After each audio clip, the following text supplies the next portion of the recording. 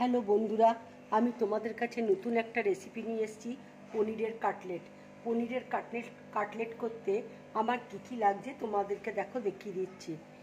এখানে দেখো, পনির নিয়েছি, চিলি ফ্লেক্স নিয়েছি, কর্নফ্লাওয়ার নিয়েছি, এখানে আমচুর রয়েছে।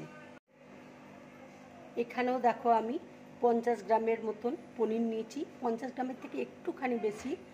নুন রয়েছে, হলুদ আছে, লঙ্কার গুঁড়ো আছে, কিশমিশ আছে, কাজুকে ছোট ছোট টুকরো করে নিয়েছি। এখানে দেখো ব্ল্যাক পেপার রয়েছে, আর সয়াবিনকে মিক্সিতে আমি গুঁড়ো করে নিয়েছি। এখানে ময়দা রয়েছে। আর দেখো, একটা বোলের মধ্যে আমি এই অল্প করে যে 50 গ্রাম পনিরটা ছিল সেই পনিরটা নিয়েছি। কাজু দিচ্ছি, কিশমিশ দিচ্ছি, আন্দাজ মতো নুন দিয়ে দিচ্ছি, হলুদ গুঁড়ো দিয়ে দিচ্ছি, লঙ্কার গুঁড়ো দিয়ে দিচ্ছি, দিয়ে ভালো করে সব একসাথে মেখে নেব।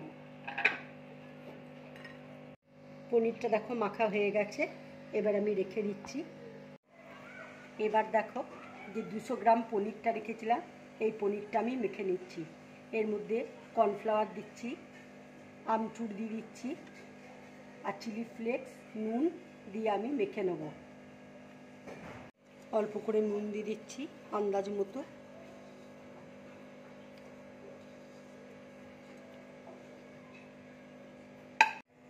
পনিরটা দেখো মাখা হয়ে গেছে, এবার আমি রেখে দিচ্ছি। এবার দেখো, ময়দার মধ্যে আমি অল্প অল্প করে জল দিয়ে ব্যাটারটা তৈরি করে নেব।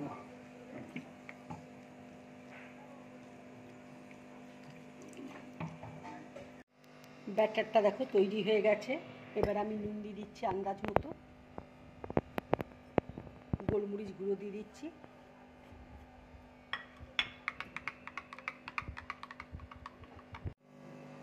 এবার দেখো ছোট ছোট বলের মতন তৈরি করে নিচ্ছি।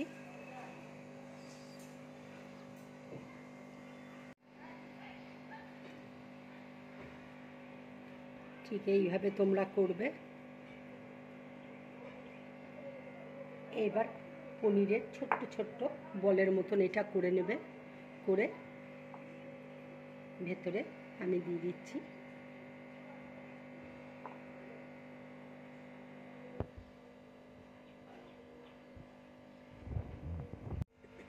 ঠিক এই শেপে তোমরা করবে, না হলে গোল শেপেও করতে পারো। আমি ঠিক এইভাবে তোমাদেরকে করে দেখাচ্ছি।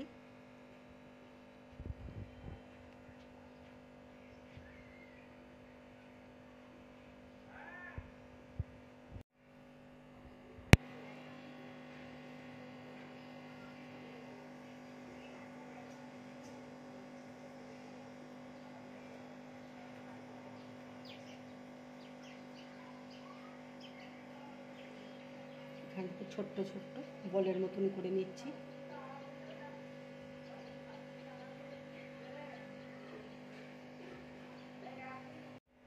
দেখো, ঠিক এই রকম শেপে তোমরা করবে। দেখো, পনিরের কাটলেটগুলো রেডি হয়ে গেল। এবার আমি ব্যাটারের মধ্যে ডুবিয়ে সয়াবিনের গুঁড়োতে আমি কোট করে নেব।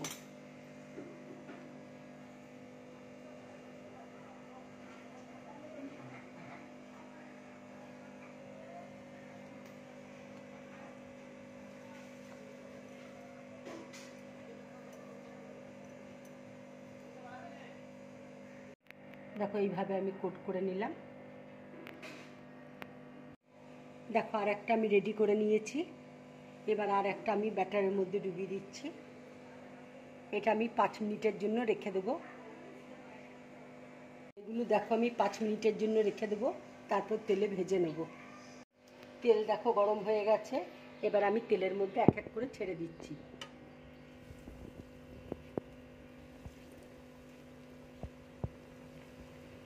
এটা মিডিয়াম টু লো ফ্লেমে ভাজবে, তাহলে ভাজাটা খুব ভালো হবে। দেখো, ভাজাটা হয়ে গেছে, এবার আমি প্লেটের মধ্যে তুলে নিচ্ছি।